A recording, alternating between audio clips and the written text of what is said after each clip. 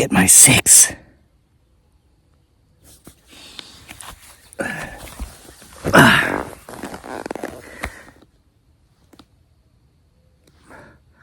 What's up, everybody? Welcome back to the most awesomest homesteading channel on the entire planet that has absolutely nothing whatsoever to do with homesteading. Homesteading off the grid. So, I'm going to talk about some insanity here today. I didn't intend to do this because I was just live streaming on our Facebook page, Sick Twisted Humor, for like 35 minutes, and I'm kind of all talked out.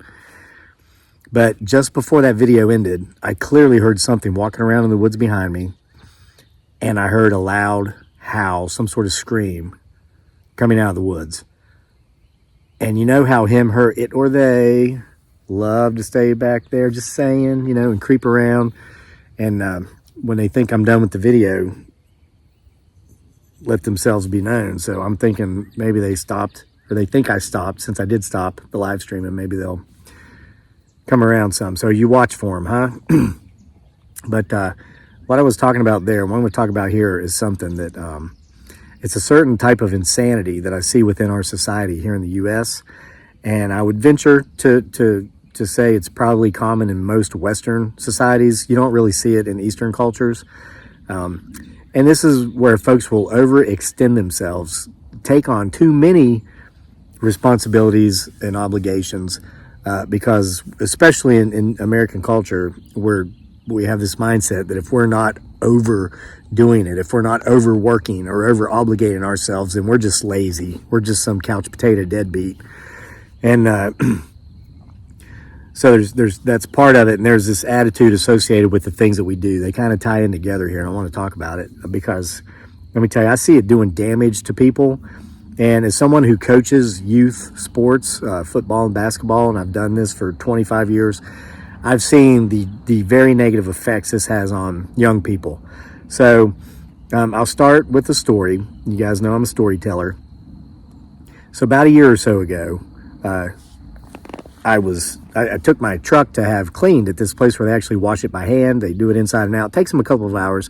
It's a little bit pricey, but they do an excellent job. I mean, you'll get your vehicle back looking like you just got it off the lot. So while I was waiting, I walked down to a bookshop that also had a coffee shop in it. I bought a book, love to read, as you know.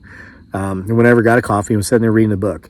And just a few minutes later, a public loudspeaker came in. Now, what's a public loudspeaker? Crazy Lake. You're just crazy. I know, right? Let me get some of my aspartame-free Diet Coke. So, you know, you ever gone out to to eat in a restaurant or a coffee shop, somewhere in public, and there might be, you know, several people, just a few or a lot, but there's that one person that wants to make sure that everybody in the establishment hears their conversation. They just want to be heard. Maybe they're just in a really good mood and they're happy to be out having lunch, or maybe they're a narcissist. I don't know, but they'll speak in a very high volume. I call those people public loudspeakers. Oh, what a drag. Man, they've just ruined some really wonderful dining experiences for me before. So anyway, that's what I mean by that. This public loudspeaker comes in, and she was a lovely lady, probably in her late 30s, very attractive, Caucasian woman. She sits down at a table, plops off her backpack and her purse and all this stuff, and gets on her tablet or whatever and FaceTimes this person who I could tell through the gist of the conversation she clearly wasn't trying to keep people from hearing was her life coach, okay? So she says something to this effect. You know, well, I get up in the mornings and I get the boys on the bus, and then I take Caitlin to, you know, preschool, drop her off, and I make it to the gym just in time for my yoga class, and I do an hour of cardio. Then I always have a lunch date with somebody, you know, and then I go do my group therapy. Then I go pick Caitlin up from the preschool and race home in time to get the boys off the bus. Then I take, you know, Jackson to soccer practice, and I take Nigel to his flag football practice, and then of course Caitlin has dance practice, and And then in the evenings, I got my book club. And so I'm so exhausted that on Sundays, I just don't even get out of bed. And I tell my husband, I'm not doing anything today. You are. And he always gets Chinese takeout because he doesn't want to cook. And here's my problem. This is what I want to talk about. I just feel like there's so much more that I could and should be doing. I feel like such a loser because I feel lazy because I'm just not doing enough. What's the solution? Well, I left. I clearly wasn't going to be able to get any reading done in that environment. And I didn't talk to her, didn't acknowledge her, minding my own business, right? But if I could have and would have said anything to her, it would have been like those 10 things you do every day. Find the one or two that matter most that you actually enjoy and are passionate about, maybe, and get rid of the other 8 because you're killing yourself. And this is more the norm than it's not in certain demographics, like upper middle class, educated professional types. This is so common, and it just. There's a solution there, and it's an easy solution. It's a simple solution. Just stop doing it. So I've seen, and I've shared this in a live stream, I'm going to share it here. I had a kid in the recent past who was probably the most athletically gifted young person I've coached in 25 years. He was a football player. He was a wide receiver. He was faster than anybody in the league, can catch better than anybody in the league, could out jump anybody. So one of our strategies was for my son, who's the quarterback, hey, overthrow him every time. Make him have to jump up to either have to go get it, because when he turns on those rocket boosters, no one's staying with him, or if he has to jump. And he was also taller than the other kids, same age. He's just a naturally athletically gifted young person. Well, he is in a family that is into over-obligating and overextending. And so he'd either miss every other game or every other practice. Maybe he wouldn't come to practice that week. Then he'd show up at the game. And we play in a league, and I do not like this. This is one rule they have that I completely disagree with. They have this rule that all the kids will get equal playing time in the games, regardless if they go to practice at all.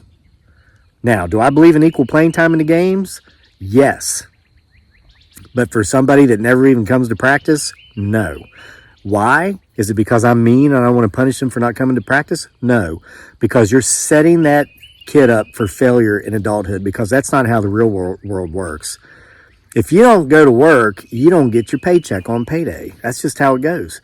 So anyway, this kid would miss practice, so then on game day, he doesn't know the plays. And we didn't have enough time to teach him. So he went from being the most athletically gifted kid in the league to being basically very ineffective and irrelevant. He'd run the wrong routes, Okay, or then if he went to practice, say the following week, he'd learn the plays, do exceptionally well, and we would build an offensive game plan around this kid. Then he wouldn't show up at the game. And, and it's because the parents got him in 10 or 15 different things. I have coached children that were 8 years old, 10 years old, and who had anxiety disorders like you couldn't believe. You would think they were an adult person who had a high-stress job, like a stockbroker or something like that, and they were 8 or 10. And any child that I ever saw that was like that was in a situation to where they were in a family that just constantly overextended themselves. So it's like the behavior induced mania, not a mental health professional, but Jesus, it's not hard to figure it out when you're looking at it. So there's that. And then I'm going to talk about something else that might not seem related at first, but it will be by the time I tie it together. So in the spring, it's springtime, it's flag football season, it's not tackle football season. We have a bunch of kids on our team that play tackle, and they don't really take the flag thing that seriously. They goof off a lot at practice. They goof off in the games. They'll be in the huddle, and so when the QB is calling the play, you'll have a couple of these guys over here having this sidebar conversation and not listening to the play call.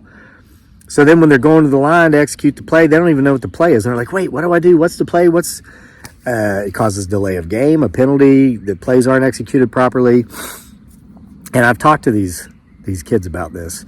And they're like, yeah, okay, coach. But then they just keep doing it. So I told my son, because I don't yell, I don't scream, especially at children. So I told my son, will you talk to these guys? Because my son takes it seriously. He loves football. He wants to excel at it. He does excel at it. He trains every day at home. He works out as much as I do. He does drills. He's got cones set up down there in the yard. I get out there and pass football with him at least an hour a day. I'll run routes for him. Wears me out. Even if I do my morning workout, I'll get out there in the evenings and work out with him. Ugh. So anyway, but I love it. I love every minute of it. And I'll do it for however long he wants to do it. So he talks to these kids, and one of them said something to the effect of, oh, this is just flag football. It doesn't matter. I'm just doing this for fun and to be with my friends. And listen, that's great that you're doing it for fun. That's the number one thing we want from our young athletes, right? Have fun. If it's not fun, you're not going to do it, are you? But it does matter, and you should take it seriously. And so I was telling my son last night over a fire we were having out in the backyard, here's why it matters. Because success is an attitude. Success happens up here before it ever happens out here. It's with your thoughts. I tried to explain this to him, and I think he got it. It's like when I ran track, I was good. I was a state champion miler, and I ran track on a full scholarship in college. Trained for 2 different Olympic trials. Never made the trials. But because of my success in athletics and because of that scholarship, I got a college degree, and I'm a first-generation college graduate. So it does matter. I took it seriously. There was no such thing as a little meet. You know, if we had like a dual meet with the high school from the other side of the county and there was only 20 kids in a cross-country race, you better believe I was acting like that was the Olympic finals. And I did. My senior year, I broke the course record on every course we raced on except at the state finals. But in my mind, before every race, especially in track, if, you know, the mile, it's 4 laps, I would see myself winning that race 100 times in my head before I ever towed the line for the starter's pistol. Okay? So we go inside the house, and I happen to get my phone. I get on Facebook. I'm going to go check my page. But, you know, they're always Sick Twisted Humor, by the way. And if you follow that page, appreciate you. We're up to like 824,000 now, closing in on 1 million. They always serve you reels, right, of the things you're interested in or the things they overheard you and your family talking about that day. Well, I get a Mike Tyson reel because I'm a boxing fan. I'm a Mike Tyson fan. So I watch it, right?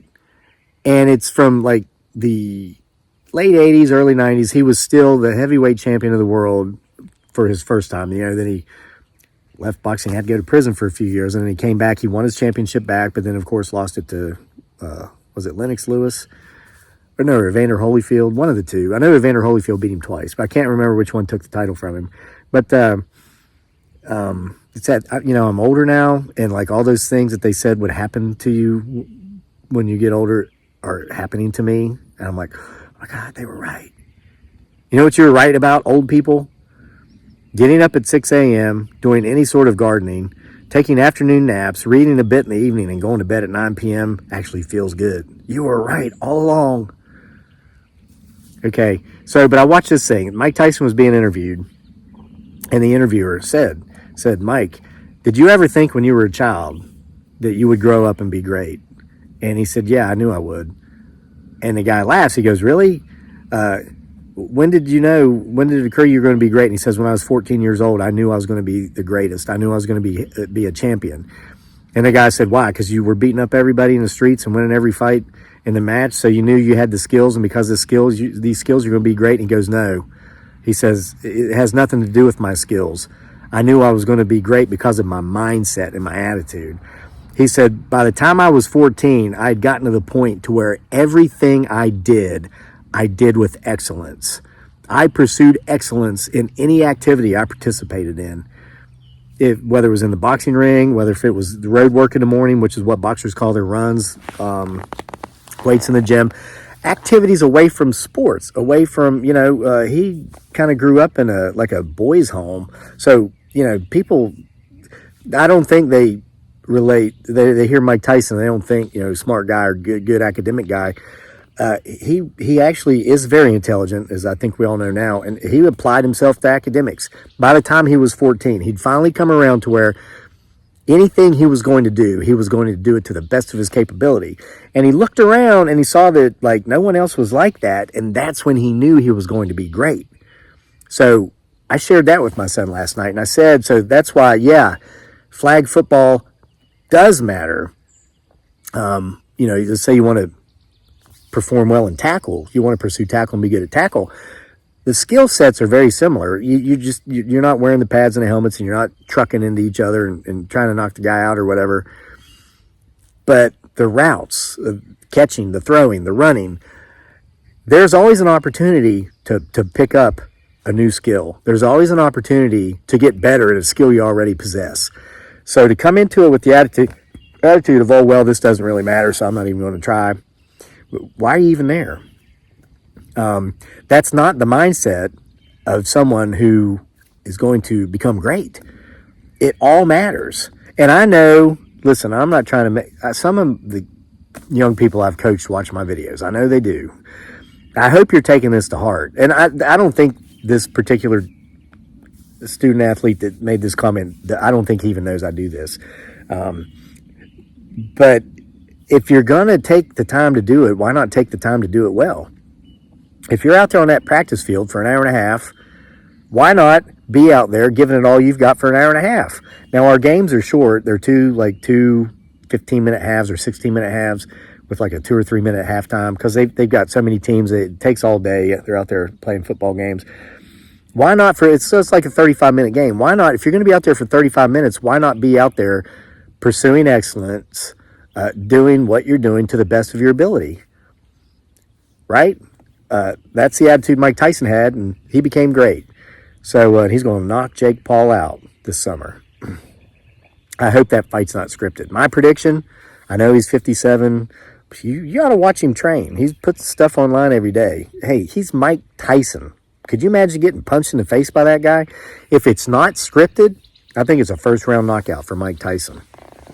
All right, so anyway, I started off talking about a kid I had, the wide receiver, who had all this ability and all this skill, but it never came to fruition, and it probably won't, because he's being overextended and over-obligated, doing all these different activities. Folks, step back a little bit and think about the insanity in your life. Are you overextending yourself? And more importantly, are you overextending the young people in your life? Because, thinking, hey, if you're not doing at least 15 activities, you're lazy.